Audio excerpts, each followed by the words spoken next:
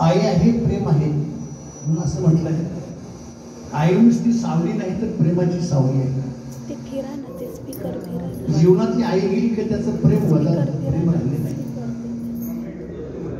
संसारामध्ये प्रेम आईचं आहे आणि आधार बापाचा आहे. बाप आहे, मुलाला आधार आहे. आई आहे, मुलाच्या जीवनामध्ये प्रेम आहे. किती मुलगा कामाने थकला, कुठून फिरून आला तरी आईकडे पाहिलं की त्याला समाधान वाटायचं. आई प्रेमाने विचारायची, बाळा उशीर झाला का, उशीर आला, काय झालं, काय काम होतं, जेवला का, तब्येत ठीक आहे का तुझी. प्रेम जे आहे ते आईचं प्रेम. आईचं प्रेम गाईला नसतं. आईचं प्रेम गाईला नसतं आणि बाईला तर नसतंच. आईच्या प्रेमामध्ये कुठल्याही प्रकारचा स्वार्थ नसतो, तर निस्वार्थ असं प्रेम आईचं असतं. दुःख जीवनामध्ये किती आलं तर ते दुःख आपल्यावर घेणं आणि मुलांना सुखात ठेवणं हा आईचा स्वभाव आहे. माझी मुलं सुखी असावीत, माझ्या मुली सुखी असाव्यात, माझा संसार सुखाचा व्हावा, माझी मुलं मोठी व्हावी, त्यांचं शिक्षण चांगलं व्हावं, मोठ्या हुद्द्यावरती जावेत, मुलगा मोठा व्हावा, असं आईचं कायमचं प्रकारचं स्वप्न असतं. निर्व्याज प्रेम असं म्हणतात. मातेचा संकल्प व्हावा राजबिंडा, कपाळीचा धोका पुढे ठेवा. आईला वाटतं की माझा मुलगा राजबिंडा म्हणजे राजा झाला पाहिजे, राजबिंडा झाला पाहिजे. स्वार्थ नाही त्या प्रेमामध्ये. सतत मुलाचं हित जे आहे त्याचं चिंतन आई करते, तिला आई म्हणतात. लेकुराचे हित वाहे माऊलीचे चित्त, आईची कळवळ्याची जाती करी लाभाविने प्रीती. लाभाविने प्रीती, काही फायदा नाही तिचा. लाभाशिवाय जी प्रेम करते, प्रीती करते, तिला आई म्हणतात. आणि काहीतरी मिळेल या हेतूने प्रेम करते, तिला बाई म्हणतात. उदाहरणार्थ पत्नी म्हणतात. जोपर्यंत पतीकडून मिळतंय तोपर्यंत खूप त्याला सांभाळते, चांगलं चांगलं म्हणते. बरोबर का नाही? चांगलं आहे. जवरी चाले मोठा धंदा तोवरी बहीण म्हणे दादा. मोठा धंदा चाललाय तोपर्यंत बहीण म्हणते दादा दादा दादा. दादाचा धंदा संपला की बहीण विचारत नाही. तसं आईचं जीवन नाही. आईचं जीवन कुठल्या प्रकारच्या प्रेमाची आमची अपेक्षा नाही, निस्वार्थ प्रेम. त्या धनाची झाली तुटी, त्रिवस्त्र लागे पाठी, आता नावडे तुमच्या गोष्टी. म्हणजे एकदा धन संपलं का त्या माणसाला किंमत देत नाही, कुणी देत नाही. पत्नी देत नाही, मुलं किंमत देत नाही, कुणीच किंमत देत नाही. जोवरी चढ नका तोवरी म्हणती माझा, मानिती लहान थोर दे सुखाची काजा. इंद्रिय मावळली आला बाबूला जा, कैसे विपरीत झाले तुझ देह नव्हे तुझा. जोपर्यंत चळण चालू आहे तोपर्यंत माझा माझा माझा. मग त्याला विशेषण देणार, आप्पा म्हणणार, तुम्ही अण्णा म्हणणार, त्याला नावं देणार, काका म्हणणार, तात्या म्हणणार, विशेषण देणार. हो, आमचं घर जे पुढे आले, जे घराची भराभराट झाली केवळ आमच्या अन्नामुळे. कशामुळे? आमच्या अण्णांचा कारभार आहे. अण्णा एक क्षणभर विसावा घेत नाही, थांबत नाही, सारखा प्रयत्न करत असतो. पैसा मिळतोय चांगला, सगळं सगळं घर त्याला अण्णा अण्णा अण्णा अण्णा. आणि अण्णाचा एकदा पैसा संपला, यायचं आवक बंद झालं का अण्णाला मुश्किल होतो. जोपर्यंत धंदा चांगला आहे तोपर्यंत माणसं म्हणतात. पैसा येत नाही, इंद्रिय थकली, गलितम पडितम जातम कुंदम, दशत वेदम अशी अवस्था होते. अंगम गलितम पडितम जातम कुंदम अशी अवस्था होते. त्यावेळेला कोणी विचारत नाही. इंद्रिय मावळली, थकली इंद्रिय. मग त्याला बागुलबा म्हणतात. आला बागुला आजा, तोच देह, पण त्या देहामध्ये बदल होत गेला. देहात काही मिळत नाही. आता तो बागुला आजा झाला. म्हणजे जोपर्यंत मिळते तोपर्यंत माझा. धनवंत पुरुषाशी स्त्री लवथव करी जैसी, कशी कुटका देखून स्त्री जैसी, हलवी पुरुषाशी कुकाट. नाथ महाराज म्हणतात धनवंत पुरुषाशी स्त्री लवथव करी जैसी, कशी लवथव करते. पाणी देऊ का, चहा देऊ का, कॉफी देऊ का, शिरा करू का, पोहे घेता का, कांदा पोहे घेता का, नुसते पोहे घेतात. जोपर्यंत धन आहेत ना, धनवंत पुरुषाशी काय पाहिजे तुम्हाला सांगा.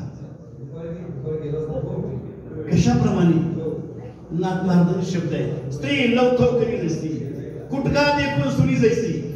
सुनी म्हणजे कुत्री.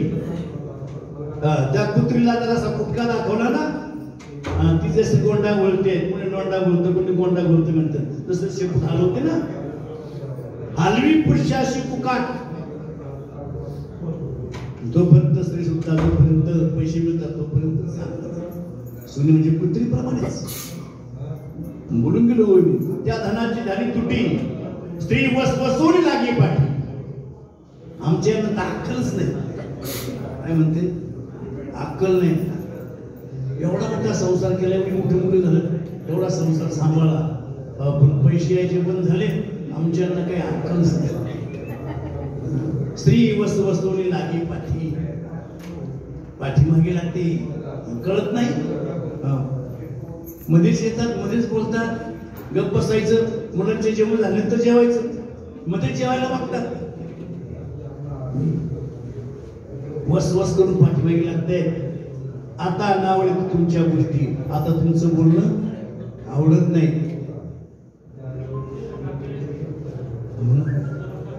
आईचं प्रेम याच्यापेक्षा वेगळं आहे. कोणत्याही अवस्थेमध्ये आई असू द्या,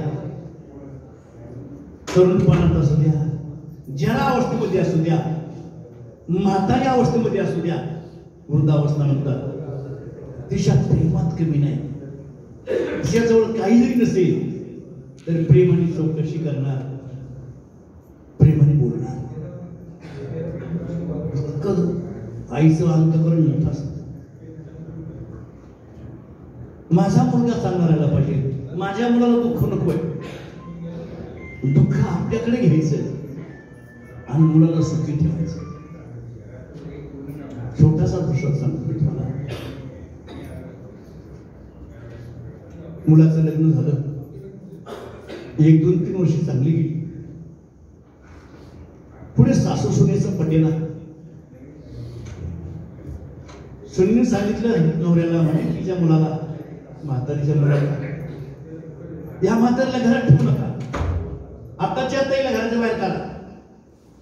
तो म्हटलं अगं लोक मला नाव ठेवतील, आईला सांभाळायचं तर आपण आईला घराच्या बाहेर काढलं, माझं कर्तव्य आईला सांभाळायचं.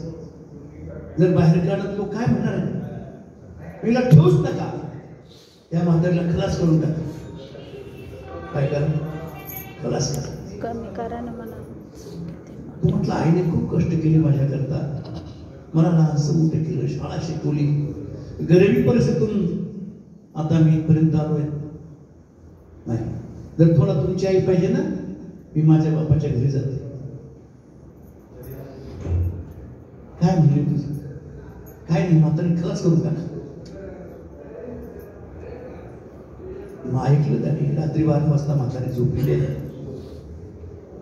कुऱ्हाड घेतली, म्हातारीच्या डोक्यात टाकली, म्हातारीला खलास. आता हे लपवायचं, बाहेर पडायचं म्हटलं की पोलिसांची गस्त आहे, पकडल्याशिवाय राहणार नाही. घरात पडलं तर कुजून वास येणार आहे. तिने सांगली काम करा, बारीक बारीक तुकडे करा, एका पोत्यात भरा आणि पोतं डोक्यावर घेऊन जा, रात्र कोण बघणार तुम्हाला. सांगितलं म्हणून बारीक बारीक तुकडे केले, पोत्यामध्ये भरले, निघाला डोक्यात घेऊन रात्री 12-1 वाजता. नेमकं पोलिसांची गस्त चालू होती आणि पोलिसांना ए थांब थांब म्हटलं. घाबरल्यावर पोलिसांना दाट संशय आला. ज्याने गुन्हा केलाय ना नुसतं पाहिल्यावरच अगोदरच घाबरलेला असतो. काय डोक्यावर काय नाही होत्यात काय घाबरला. पोलिसांनी ते खाली उतरवलं. ते पाहिल्यासोबत तर आत्मांसाचे तुकडे कोण आहे कोणाचे तुकडे केले माझे साहेब. का मारलंस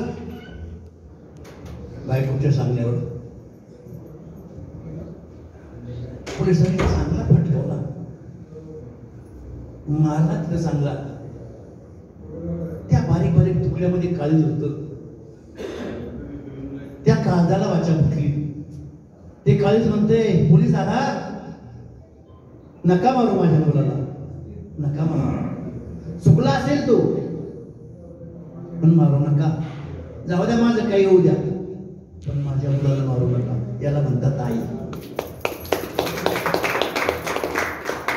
आईचा अंतकर्म तसा असतं. जीवनात आई असेल ना त्याच्या जीवनात प्रेम राहिलेलं आहे. प्रेम राहील. प्रेमाने बोलणार बोल प्रेमाने डोक्यावर हात फिरवणार कोणी राहिलेलं नाही.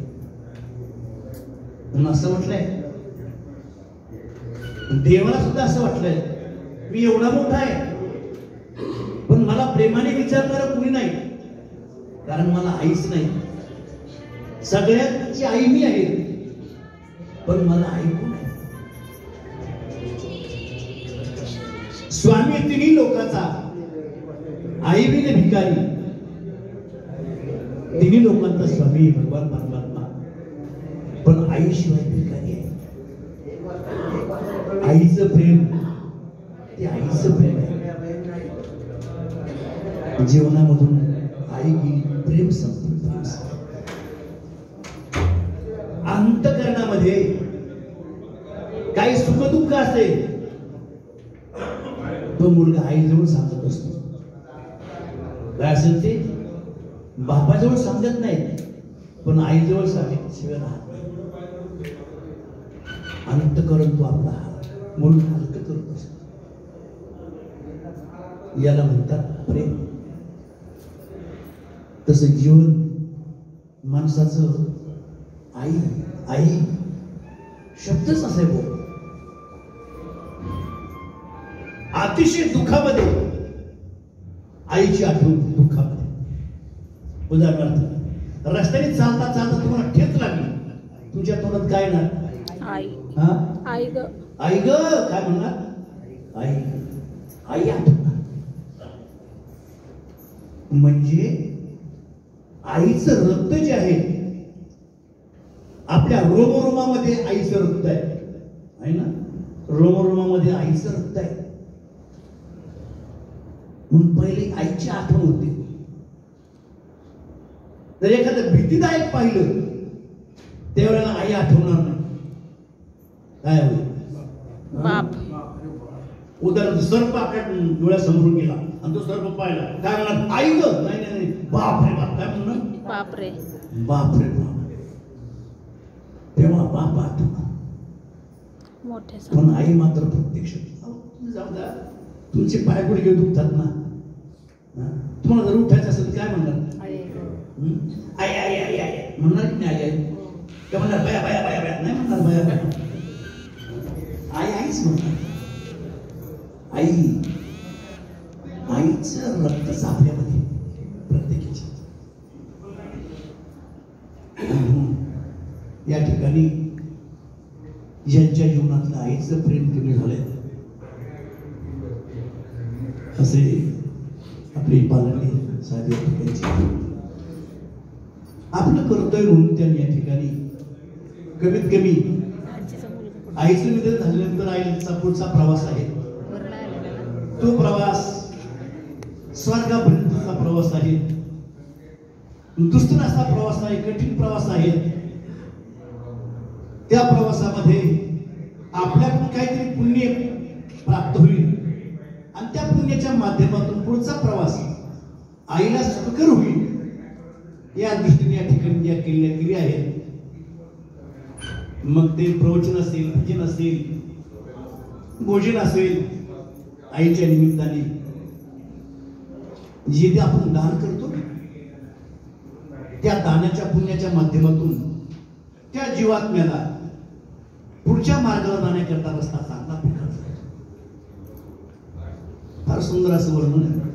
असं म्हणतात, जेव्हा तो जीवात्मा हे शरीर सोडतोय, शरीर सोडणं म्हणजे फार कठीण आहे. या शरीराशी बऱ्याच वर्षाचं तादात्म्य असतं. आता 92 वर्षाचं तादात्म्य होतं. तुमचं आमचं कमी असेल, माझं 72 वर्षाचं तादात्म्य या शरीराशी. साधं 4-2 वर्षाचं तादात्म्य एकमेकांचे असेल तर ते सोडून जाणं कठीण होत. ठाण्यामध्ये आपण एवढे दिवस राहिलो, आणि जर आपल्याला ठाणा सोडून जायचं म्हटलं तर लवकर तादात्म्य सुटत नाहीत. बरोबर ना? तादात्म्य सुटत नाही.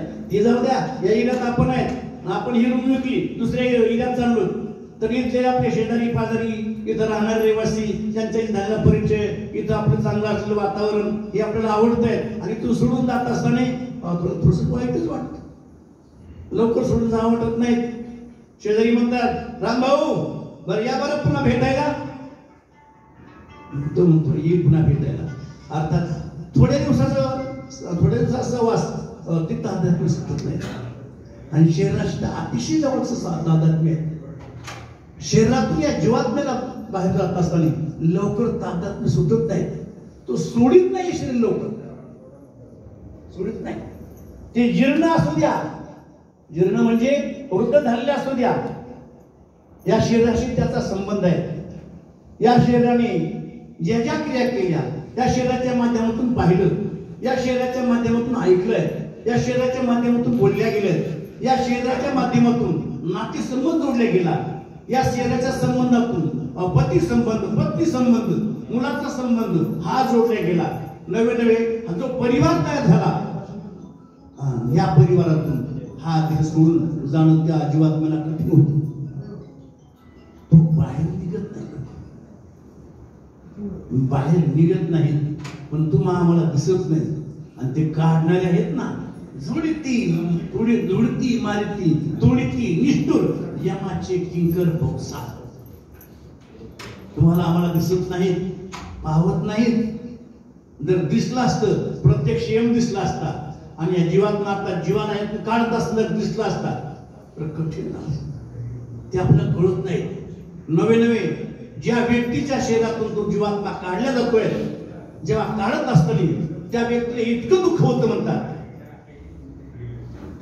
1000 इंगळीने एका ठिकाणी डंक मारावा, त्या जेवढ्या वेदना होतात तेवढ्या वेदना या जीवाला या शरीरातून जाताना होतात. एरवी आयुष्याचे सूत्र बिघडता, भूताची मटे खडाडता, नम्रतयाच्या चित्ता युगांतमुळे. ज्ञानोबराय म्हणतात, आयुष्याचं सूत्र बिघडलं, बस सूत्र बिघडलं म्हणजे काय? सूत्र संपलं, दोरी आहेत ना, जोवरी प्राचीनाची दोरी तैशी असावे संसार. हे सूत्र आहे. आपला धागा संपत आला, सूत्र संपत आलं, हे टोक ते टोक, त्या टोकापर्यंत गेले. आता तिथून पुढे प्रवास नाही, आता तिथून पुढे प्रवास इथला नव्हे, आयुष्याचा प्रवास नाही, आता वरचा प्रवास आहे. तिथून निघायचं आहे. सोडताना शरीर किती किती वेदना होत असतील. बरोबर, साधं या शरीराला थोडं जर दुःख झालं किंवा काही लागला, मार लागला, किती वेदना होतात. फार वेदना होतात. जिथं दुःख झालं तिथे वेळा किती दिवसात किती वेळा माणसाचं लक्ष जातं. इथं लागलं, इथं लागलं, मलम केली, पट्टी बांधली तर तिथं बाजूसारखा धक्का लागला. काय होतं तुम्हाला? नाही, मला झालं बाजूसारखा म्हणतो का? दुःख झालंय, सतत दुःखाकडे लक्ष आहे.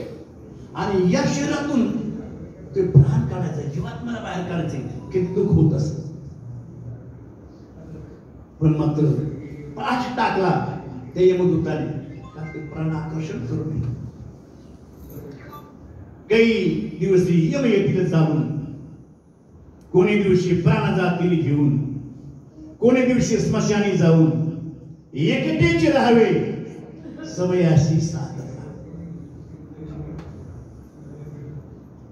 वेळ वेगळी वेगळी आहे. देव ठेविले तैसे राहावे. काही वेळेला खूप चांगलं खायला मिळतं, काही वेळेला पुरडी भाकरी मिळते, कधी हत्तीवर बसून मिरवणूक काढल्या जाते, कधी पायी चालत जावं लागतं.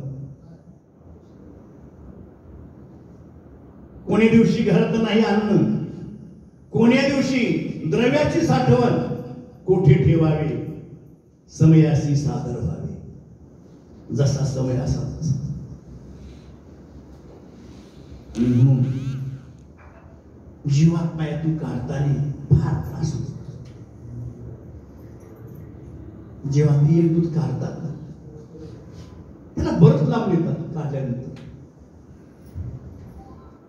आणि पुन्हा परत आणतात त्या जीवात्म्या, परत आणतात ते एक दूध. त्याचा प्रेत पडलेला असतो. तो जीवात्मा आपलं स्वतःचा प्रेत पाहतो. हे मी पाहिलंय. माझं शरीर आहे, माझ्या शरीरावर मी किती प्रेम केलंय, किती वेळा लाली लावली, किती वेळा लिपस्टिक लावली, किती वेळा पावडर लावली, किती वेळा भांग पाडला, किती वेळा मान हलवली. पण ते शरीर आज माझं शरीर म्हणण्याचा मला अधिकार राहिला नाही. मी कुठेतरी कोपऱ्यामध्ये दरवाज्यामध्ये उभा आहे. सूक्ष्म शरीर असतं ते जीवात्मा, तो सूक्ष्म रूपाने पाहतोय. सगळे पाहतो माझं शरीर आहे. अरे माझ्या शरीराला मला पाहिल्यावर माणसं जवळ येत होती, मी त्यांना नमस्कार करत होतो, त्यांच्याबरोबर बोलत होतो, कसं काय, बरं आहे का, पाणी पाऊस आहे का, मुलं मला सुखी आहेत का. पण आता माझं शरीर आलेल्या माणसांच्या बरोबर बोलू शकत नाही असं कोण म्हणतो. जीवात्मा सूक्ष्म रूपाने म्हणतोय माझं शरीर आहे, पण त्या शरीराने मी बाहेर निघालो ना, शरीर काही कामाचं राहिले नाही. त्या शरीराला जर कोणी धक्का लावला तरी ओरडत होतो. आज ते चांगलं सुतळीने बांधलो, सुतळीने बांधलं. बांधणारे म्हणतात चांगलं बांधा, पाय मोकळे होती, काय तो डोक्यात लात मारणार आहे. चांगलं बांधा. त्या तिरडीवर बांधतात, तरीच म्हणतात ना, त्या तिरडीवर बांधतात. त्याच्या अगोदर म्हणजे त्याला स्नान घालतात, बाहेर काढतात, सगळा परिवार असतो, सगळे रडतात. जीवात्मा विचार करतोय किती प्रेम माझ्यावर. तो जीवात्मा जवळजवळ 10 दिवस असतो आणि त्या प्रेताला स्नान घातल्यानंतर त्या तिरडीवर बांधतात. चौघे त्यांनी उचलतात, पुढे दोन मागे शिंकाळे घालून झालेला असतो. तो जीवात्मा त्या प्रेताबरोबर जातो. मध्यभागी म्हणा थोडा अंतराला स्मशानाचा खाली ठेवतात. खाली कशा करता ठेवतात, विसावा बरोबर. कोणाला विसावा, ज्याला कायमचाच विसावा झाला त्याला विसावायची काय गरज. विसावा कोणाला, खांदेकरी त्यांच्या खांद्याला जर झालेलं असतं तिथं खांदे बदलतात, मागचे पुढे पुढचे या खांद्याला या वळणीवर खांद्यावर घ्यायचं. आणि उचलत असताना एक खडा घेतात. खडा त्याला कोणता खडा म्हणतात, जीवखडा. जीवखडा काय म्हणतात, जीवदशा म्हणा, जीवात्मा म्हणा, सूक्ष्म रूपाने तिथपर्यंत असतो. आणि तिथं त्याच्या नावाने खडा ठेवला जातो. तो जीवात्मा त्या खड्यामध्ये राहतो, सूक्ष्म रूपाने त्या खड्यामध्ये राहतो. प्रेत स्मशानामध्ये नेतात, जाळून टाकतात. आणि दशक्रियेच्या दिवशी तोच खडा घेतात, बरोबर आहे ना, तोच खडा घेतात. त्याच्या अगोदरचा एक विधी आहे. भाताचे मूठ तयार केले जातात, त्याला पिंड असं म्हणतात. त्याला काय म्हणतात, पिंड म्हणतात. त्याला ज्याला आकार दिला जातो त्याला पिंड म्हणतात. मोकळा भात असेल त्याला पिंड म्हणत नाही, त्याला आकार दिला जातो त्याला पिंड म्हणतात. तसा हा पिंड आहे. याला आकार दिला याला काय म्हणतात, पिंड म्हणतात. पिंडी ते ब्रह्मांडी, या पिंडात जे आहेत ना ते ब्रह्मांडात आहे, याला पिंड म्हणतात. पिंडाने पिंडाला पिंडदान करायचं असतं. काय करायचं? या पिंडाने त्या पिंडाला पिंडदान करायचं असतं. मग ते पिंड म्हणजे भाताचे मोठ्याला आकार दिलाय, पिंडाला पिंडदान करायचं आहे. तो ब्राह्मणाचा विधी असेल त्याप्रमाणे त्या ठिकाणी तो विधी केला जातो. त्याचं एकच आहे, या पिंडाला कागस्पर्श व्हावा म्हणजे पिंड पावन झाला. बरोबर आहे की नाही? पिंड पावन झाला म्हणून तिथं तो विधी केल्यानंतर ते पाणी वगैरे फिरवतात आणि तो पिंड जरा अंतरावर ठेवतात. जिथं कावळा असेल तिथं घेऊन ठेवतात. काही ठिकाणी असा प्रकार होतो, कावळा येतच नाही, त्याला स्पर्शच करत नाही. बरं कावळ्याच्याच पुढं का ठेवतात? बदकाच्या पुढं, दुसऱ्या पक्षाच्या पुढं का ठेवत नाही? बदक आहे, शामृग आहे, घार आहे, या पक्ष्यांच्या पुढे का नाही? कावळ्याच्याच का? त्याचे कारण असेल. त्या जीवाला पिंडदान करत असताना तो जीवात्मा जो आहे तो सूक्ष्म रूपाने त्या पिंडाजवळ असतो. सूक्ष्म रूपाने पिंडाजवळ असतो आणि हे फक्त कावळ्याला दिसत, बाकीच्याला दिसत नाही. त्या कावळ्याला प्रभू रामचंद्राचा आशीर्वाद आहे म्हणून त्याला ते दिसत. जोपर्यंत त्या पिंडाला पिंडदान देत असताना कावळा स्पर्श करत नाही म्हणजे त्या जीवात्म्याची काहीतरी आशा अतृप्त आहे आणि ती तृप्त केल्याशिवाय ती जीवदशा तिथं लुप्त होणार. हे कावळ्याला दिसतं. कावळा जवळ जवळ येतो आणि उडून जातो. कावळ्यात का दिसत? तर असं आहे. प्रभू रामचंद्र पंचवटीमध्ये असतात. काही यज्ञाचा आविर्भाव टाकलेला होता कोणी यज्ञ करून तिथं, त्यात मांसाचे तुकडे होते. बरेच कावळे त्यावर अशी यायचे खायचे. कावळे जे आहेत ना जास्त जास्त मांसाकडे ओढ घेत असतात. मांस असतात तिकडे कावळे जातात जास्त. जिकडे मांस पडलेले आहे तिकडे कावळे जातात. चोखो आहे ना, चोखो कोणी येत नाही. त्यामध्ये सीता बाहेर पाहते, त्याला हटकते. एवढ्यात गंधर्व होता जयंत नावाचा इंद्राचा, त्याने सीते स्वरूप पाहिलं. त्याच्या मनामध्ये अभिलाषा निर्माण झाली. तोही कावळा बनला. इतर कावळे हातकाली कपळायचे पण या कावळ्याला हात लागले तो इकडे यायचा माणसाचा. बरं सगळ्या कावळ्यामध्ये मोठा कावळा होता. मोठा कावळा त्याला कोणता कावळा म्हणतात? डोम कावळा. कोणता कावळा? डोम कावळा. अशी बरेच डोम कावळे.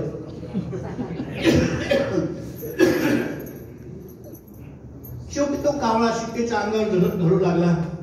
सुरतीने तो सीतेला वर खडू लागला पायाने वगैरे. सीता ओरडली. ओरडल्याबरोबर पाहिलं प्रभू रामचंद्राने कावळा आहे पण हा कावळा कावळा नाही, कावळा होऊन आला. प्रभू रामचंद्राने ओळखलंय. एक दर्भ घेतला मंत्रून त्या कावळ्यावर टाकला. त्या कावळ्याने विचार केला या दर्भाने आपण मारणार. हा रामाचा दर्भ आहे, रामाने सोडला दर्भ आहे. पळ काढला त्याने तिथून. कुठे राव? वशिला राव. कुठं जायचं? पलांडी साहेबांकडे जायचं. कोणाकडे जायचं? जगदाळे साहेबांच्याकडे. कोणाकडे जायचं?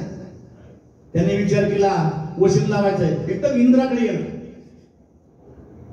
देवेंद्राकडे नाही. कुठे गेला? इंद्राकडे गेला. इंद्राचा इंद्रा वाचव. रामाने दर्भ मंत्रून टाकलाय, मी मरणार आहे, मला वाचव म्हणून. इंद्र म्हटला रामाचा दर्भ आहे आणि मी वाचू शकत नाही, मी वाचवणार नाही. इंद्राने हा बहिणी नाही, पळाला तो ब्रह्मदेवाकडे गेला, भगवान शंकरकडे गेला. कुणीच वाचू शकत नाही. रस्त्यात नारद भेटले. नारदा मला वाचव. नारद वाटलं मी वाचू शकत नाही पण वाचण्याचा उपाय सांगितला. काय उपाय आहे? अरे आता ज्याचा धर्म त्याला शरण जा. मग तो रामाला शरण गेला. कोण? कावळा. जोपर्यंत कुणी वाचू शकत नाही, वाचवल्यास त्याला अपेक्षा असते, हा वाचविल तो वाचविल तो वाचविल. शेवटी कोणी वाचवत नाही. 2 वर्ष जेलमध्ये होत तरी कोणी पाहायला आलं नाही. जाऊ दे, आपलं काय बोलायचं नाही जास्त.